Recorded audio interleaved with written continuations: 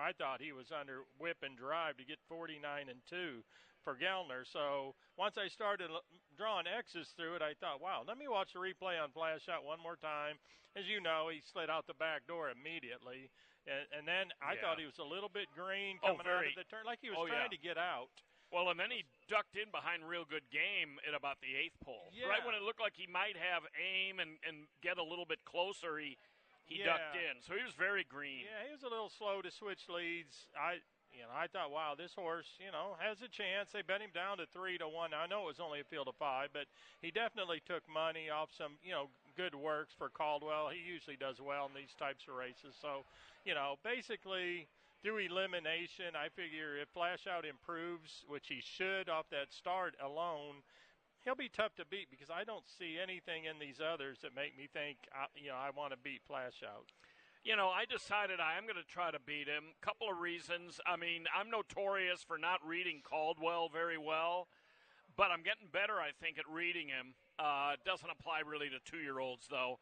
But JR wins a lot of races. He improves a lot of horses whose form maybe doesn't look all that great. The thing about Flash Out, JR's statistically not that great with second-time starters.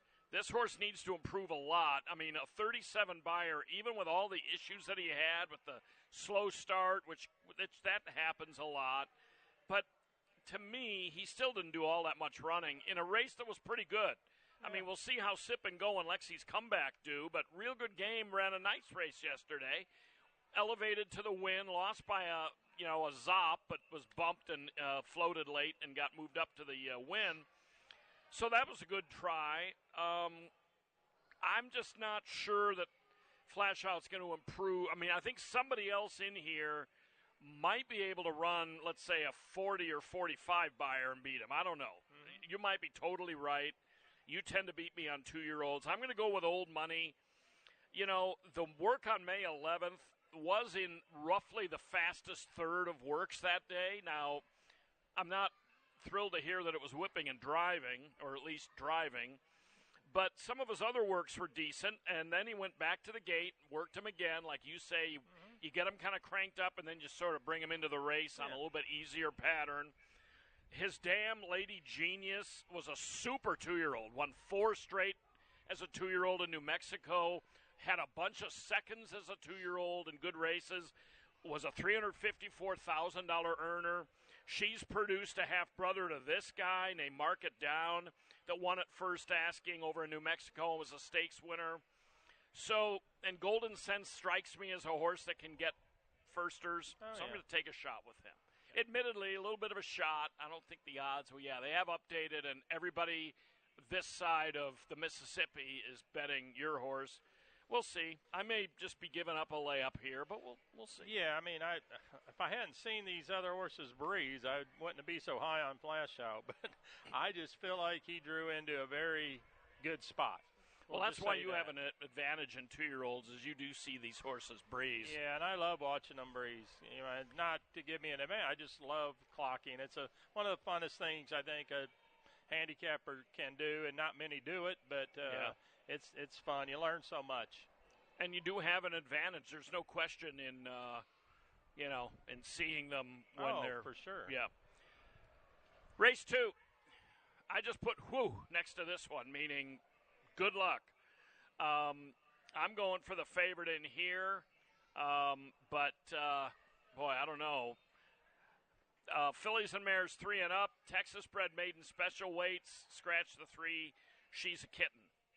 Yeah, I mean, I understand taking the favorite in here. I made Cowgirl Dream the favorite off back-to-back second place I'm finishes. sorry. I'm not taking the favorite. I'm taking the second choice, the 6. Sorry. Okay, yeah. For the home front. Yeah, I mean, I thought the Cowgirl Dream ran tonight. I mean, he's 4-5, runs second. Moon Crater for Capalucci gets a clear lead, goes off to win. The concerning thing is he's only ahead in front of an 8-1 shot who didn't look very good on paper. Well, and she almost lost the place, too. Like, it looked like. Yeah, that's what I'm saying. Yeah, I mean, she was like, you would have bet $1,000 on her that she was going to get second at like the 70-yard pole, and she almost blew that. Yeah, so. does get a nice rider change. To a guy who can't do anything wrong at this track, seemingly. Yeah. So, nevertheless, but I decided to go with the lightly raced horses. A home for the home front, who finished second first time out. Had the uncoupled entry rule in play in that race because they ran 1-2. Yeah. Noel Sanchez runs 1-2. I bet in a he's four-horse never done field that before. Yeah, that was interesting. It was 7.5 lengths back to third to Christabel, who everyone thought off the big previous race that horse was going to fire. Didn't run a lick really. I'm not that confident for the home front's going to, win this race because, like you said, coming out of a 4-horse field, and rallying to pick up the pieces to finish second. But that's earned a good buyer figure. I'm thinking Cowgirl Dream may not be one of those again that has a lot of willingness to win races. Certainly has the talent to do it, though. So I wanted to beat Cowgirl Dream. I thought For the Home Front was probably the most logical one to do it. Yeah, I agree. For the Home Front had a really good gallop out. She galloped out past her stablemate who won the race, if you believe in that. Christabel, 2-5, didn't run very well. And I also noticed, I didn't notice this before, but Christabel, not only has she been a big money burner, she has a weird way of going. Her left front, she kicks that knee way up. That's not why she blew it 2-5, but she has a very awkward way of going. But, finishing in front of her is no big deal. But to beat her by 7.5 when she was 2-5, I don't know. I think she's got, a shot to beat this Cowgirl Dream as well, who, broke okay the other day, dropped back, past the rest of them, but she really did kind of hang late. Yeah, our man Ernesto is in this race, Torres. So how about that? I had to pick her third just because he does such a great job. I did too. I think she's kind of interesting. I mean, she debuts for Gouveia at Delta Downs of all places and runs evenly in special weights. Ernesto decides to route this mare, and she's right there for 6 furlongs, and then she just fades. Now back to what might be her distance, and, not a lot of depth in here. I could see Holiday Lines, getting a piece of it. Me too. Hence, we both have her third. On to the third. Mile and a 16th on the turf. Fillies and mares, 3 and up. Maiden, $20,000 claimers. I had to go with Wonder Wave after picking her last time and kind of having my heart broken when Sugarcoat ran a super race and ran her down late. And we showed video on Wonder Wave. I had a feeling she was going to improve with the move back to the turf, and she did. Today, I think it's all systems go. If she doesn't win today, she might be a maiden for a while. So. Yeah, I thought she was one of the better bets of the day. I mean, should work out a perfect trip. Sugarcoat was bet down to 8-5, rallied from quite a ways back, to win that race. She ran really well. Yeah, Wonder Wave ran a terrific race, and that was her first time around 2 turns on the grass. So it looks like to me like Brett Calhoun, who's had a phenomenal meeting up to today.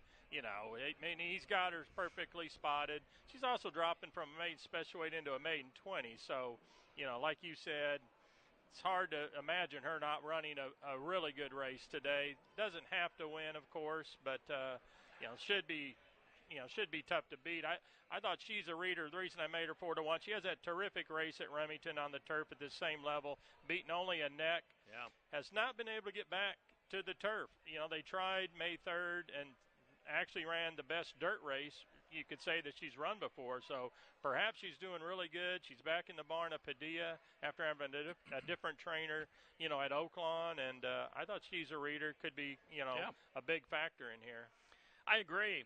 Also, Ray Ashford's filly Cruel stretches out after an Oaklawn sprint where she didn't break well. It was 12-1. It was a high maiden claimer there. Just kind of ran around there, but was only beaten 7 lengths. She might be okay on the stretch out on the turf. We'll see.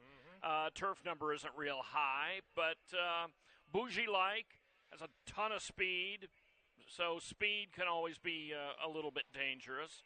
And interesting that Beecha, Stuart Elliott takes a return call on this morning line long shot after, she didn't do a whole lot in her previous race. So he or his agent must see something in Beecha that isn't necessarily evident on paper. Yeah, we've talked about the bougie the trainer, Calvario. Yes. We talked about the first time Calvario, It's a big he's number. not a real high percentage trainer overall, but my gosh, when they ship into his stable, 36% with a large sample. Yeah.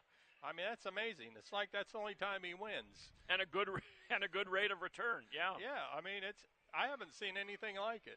That is personally. unusual. Yeah. You wouldn't think going Doug O'Neill to Samuel Calvario, you'd want to jump on that, but I think she's worth looking at. She's got speed. I know. She worked 47-2 over this track May 9th, so obviously she's doing good. And like you mentioned, she has good early speed. Yeah. Maybe this turf course will carry her the distance. I don't see a ton of speed in here. No. So, who knows? We'll see. We both use her in the picks, don't we? Yeah. Yeah. On to the fourth. Fillies and Mares 3 and up, $7,500 tag for these maidens. They're going 5.5. Yeah, I got the 6, Allegro di Molto. I had to look it up. I told Jim on the way down, I had to look it up. What does that even mean? And it's extremely fast tempo in music. So, interesting name for a filly that doesn't have much speed, I thought. But also, when I started going back over this, I was like, wow, this looks like the type of filly I would try to beat normally. I don't have a lot of confidence in this 9-5, to be honest. Dropping to the lowest level of her career, she has a troubled second-place finish at Louisiana Downs at a higher level. I'm giving you the reasons I think she can and might win this race. She actually had trouble, too, leaving there when finishing second at Louisiana Downs. It's just her return race was around 2 turns. She's not a 2-turn runner. When these horses try to stretch out and they have trouble right away getting close to the lead, sometimes they fall apart like she did. Cutting back to what I think is their best distance. Again, I wouldn't want to bet much money, though. Yeah. This is that type of a race. Exactly. I'm a little concerned, but, man, where do you go? In this race. This is a tough race. I mean, I could see a $50 horse maybe winning this race. I agree. I went to the outside to try to beat her with the second-time starter La Americana C for Carlos Padilla.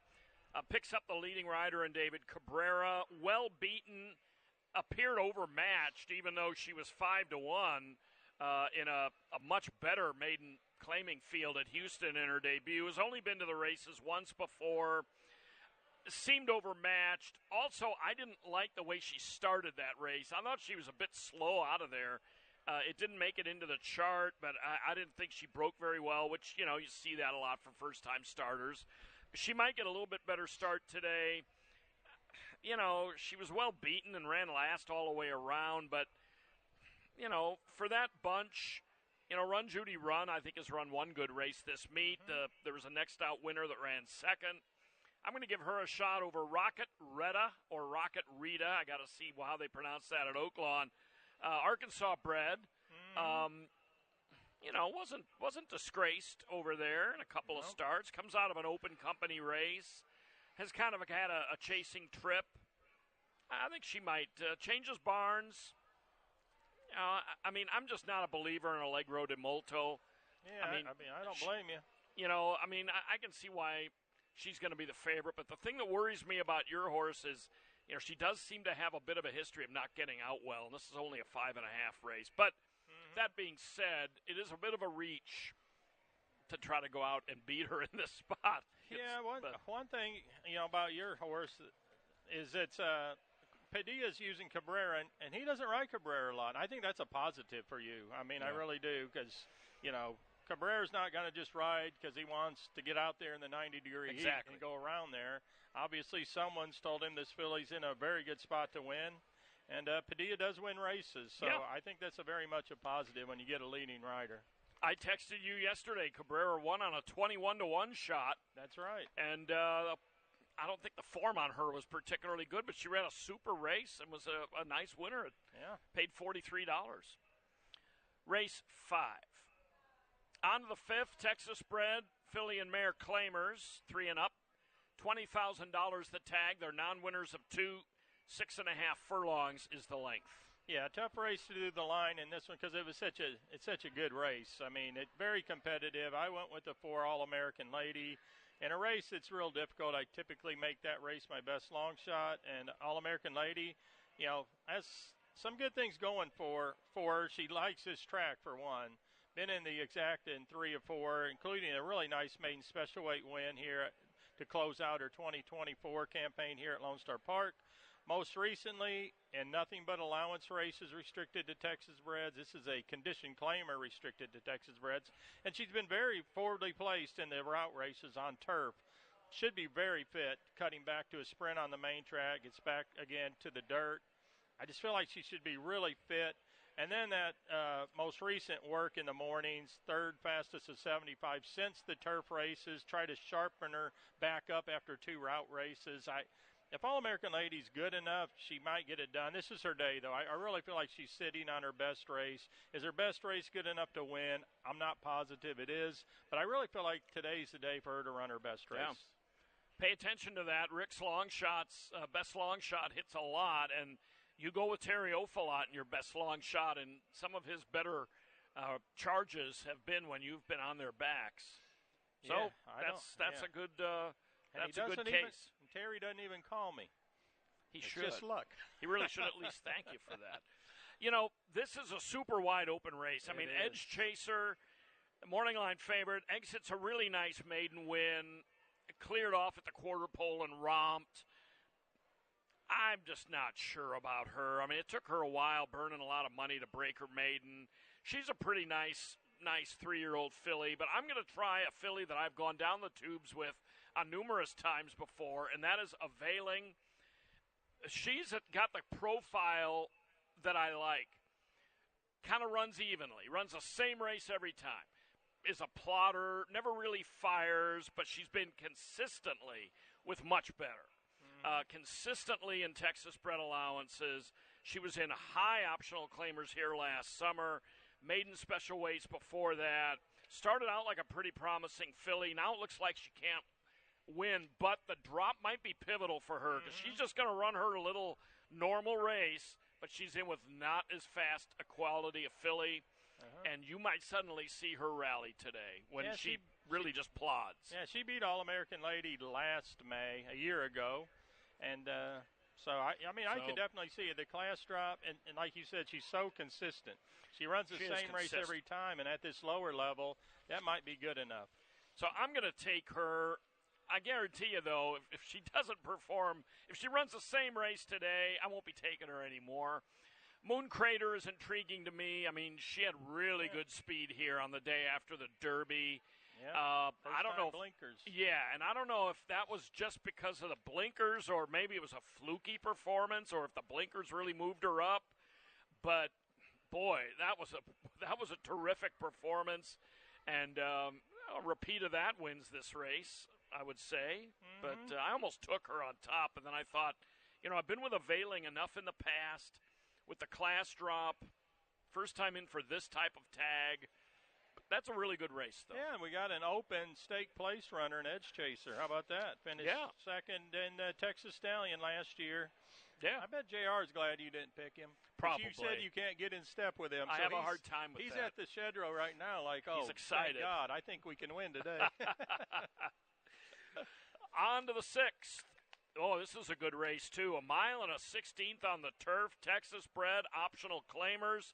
Scratched the 9 Bobby Brinkley, who's been a great claim for JR. I mean, he got a lot of run out of this guy that did look for a while like he was going to be sitting on 2 or 3 wins his entire career, but he is not going to run today. This was a really nice race. With Bobby Brinkley out of there, it might make it even a little more competitive. Yes, I'm going with Super Secret Weapon for Tina Hurley. This horse was stake placed last year in the Assault right here at Lone Star Park in July. Was freshened up after that, moved to the barn at Tina Hurley, and the horse ran a really good race first time at Houston this winter, an allowance race, finishing behind Sunlit Song and Bobby Brinkley. Yeah. So that was a terrific race.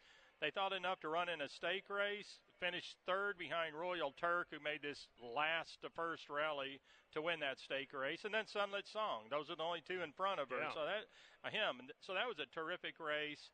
Then, rained off here at Lone Star Park April 25th and ran an unusually good, race for a turf horse on the main track. Yeah. And Colonel York, the winner of that race, he got eliminated at the Clubhouse Turn yesterday, but he's won 3 in a row. He's in great form. Yeah, he's in great form. So super secret weapon, back to turf, sticks with Floyd Wethy, regular rider, obviously a great record, local record at Lone Star Park over this course. Tactical speed, inside post, that's enough for me, but this race is very, very competitive. Yeah, you went 2-1, I went 1-2. I think it's kind of a toss-up between those two. They both love the course. I went with Silver Assassin, who comes out of a super race. I mean, it was his best career buyer, probably his best career performance. I'm not crazy about taking horses right back off of that because, let's face it, how often do you hit 3 home runs in a game? But it was he got a perfect trip. He chased a lone leader and drew off. Perfect trip. But, he tends to give himself nice trips. He's consistent, likes the course. It is interesting, Wethy sticks with Super Secret Weapon, and Wethy rides for Karen Jacks a lot. Yeah, I saw you made that notation, because that's always in my mind. Yes. Not that jockeys don't make mistakes, but it's kind of nice. Silver Assassin, 6 consecutive in the money finishes, and coming off the best race of his career. He might just be totally figuring it out now as a 4-year-old. Yeah. We can't mention them all, but there's a lot of them in here that definitely have to be reckoned with. Sure, it's a super good race. Yeah, I mean, Proven Advocate's coming off a super nice race where he opened up on them. Cinco Richie puts blinkers on after a disappointing effort in his last, but he has a lot of really good races. I think he doesn't win a whole lot, but he's always dangerous. Yeah, that's a really good field. Yeah, Sharp Lorenzo's run turf races last year at Lone Star that put him right there. I mean, I think people are going to, if they look at just his last turf race where he ran a horrible race, you'll be misled into thinking he can't win, but his dirt races have been good. So we'll see. That's a nice race. Yeah, that really is. On to the 7th. Scratch the 8 Brooklyn Alley Cat. Race 7, 6 furlongs, non-winners of 3 claimers.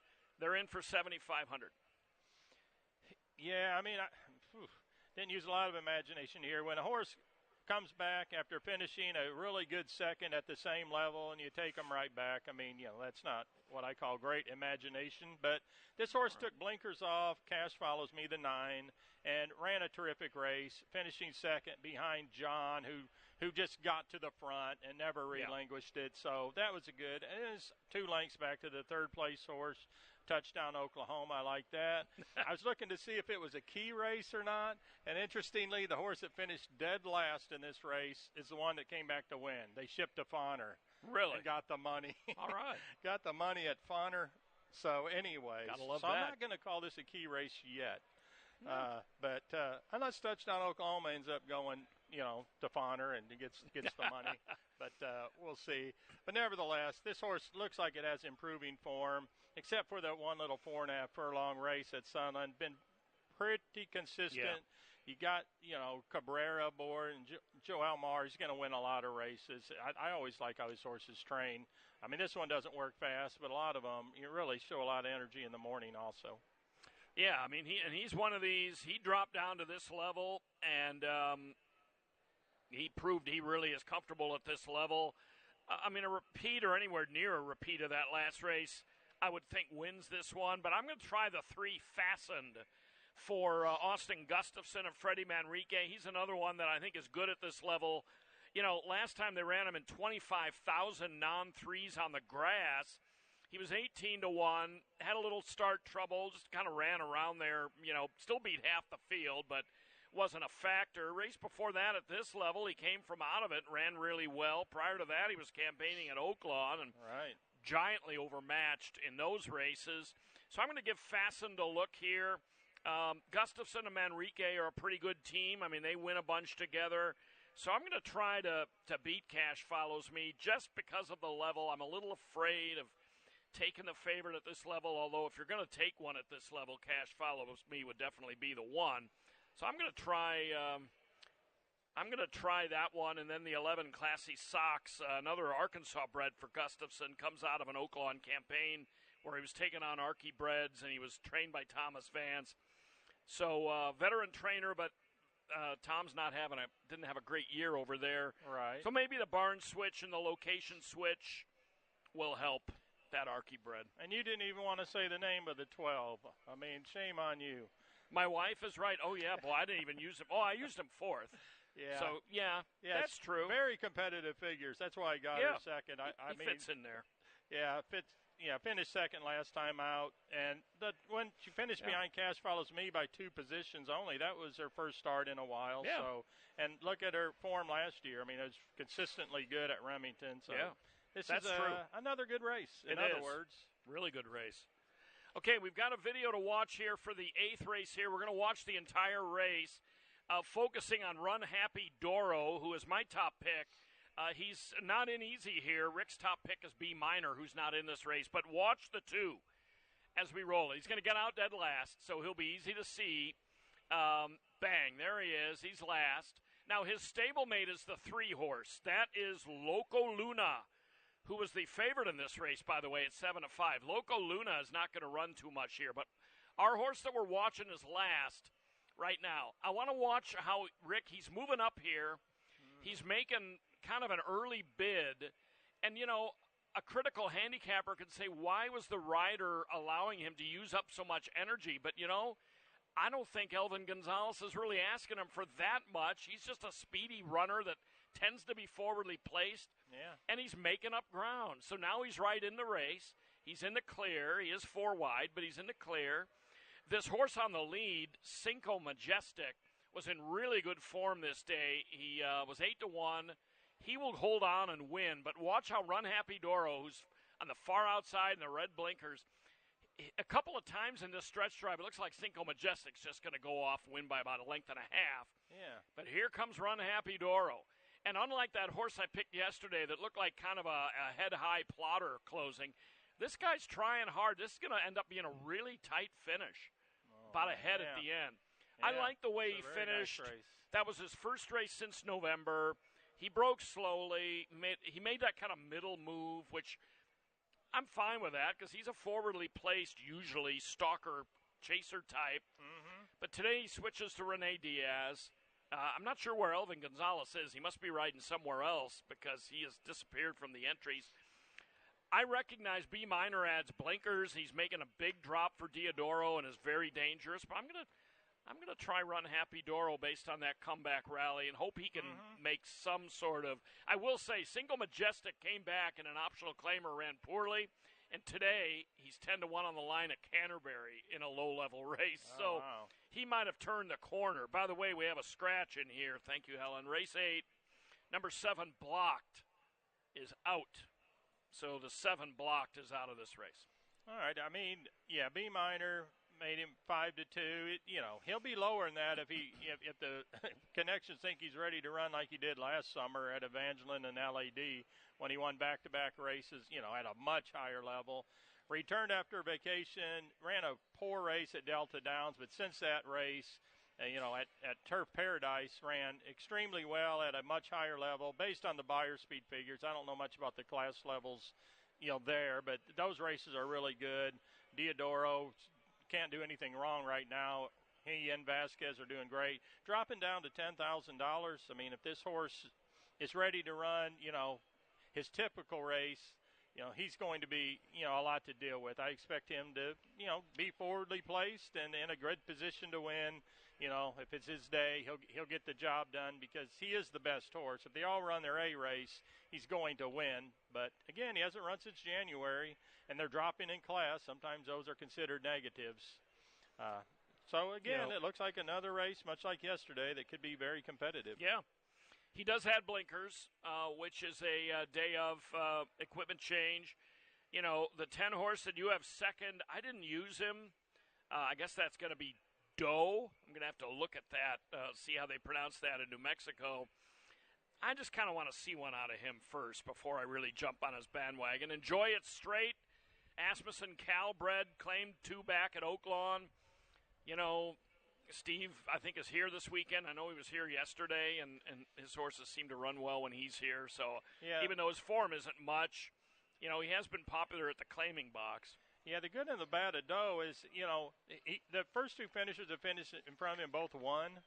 Higher Ed won a little restricted stake for Fincher, but his number dropped 5 points. Really? And Arya Ouija won, and his buyer went down 2 points. So my point, I think Doe probably ran another 70 like he did the previous race, and that won't get it done. That won't beat Run Happy Doro or B Minor. Yeah. So he'll have to improve is my point, more than it may seem. He did have a 47-2 local work here May 8th, so obviously he seems to like the surface based on a breeze.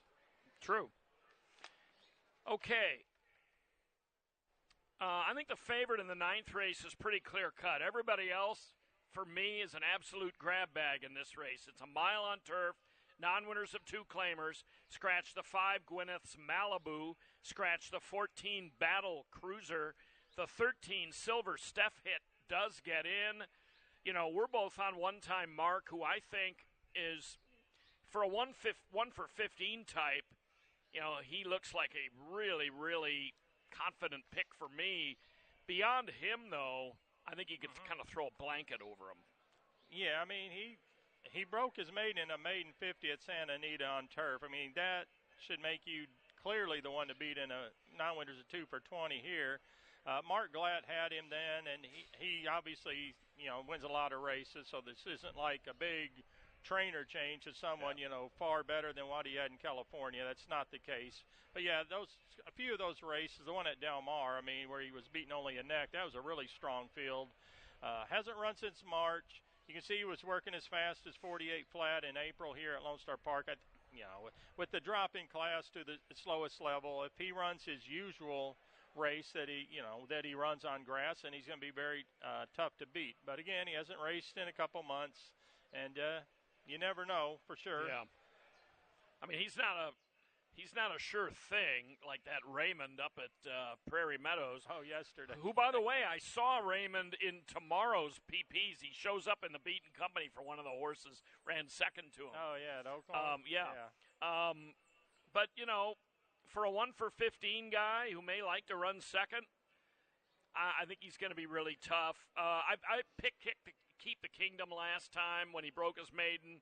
Probably for sentimental reasons, I'm going to pick him again. He liked the turf. He liked the stretch out. I don't think that field was necessarily all that great. Holus Bolus, another one to think about. Arkansas bred. He's been popular at the claiming box.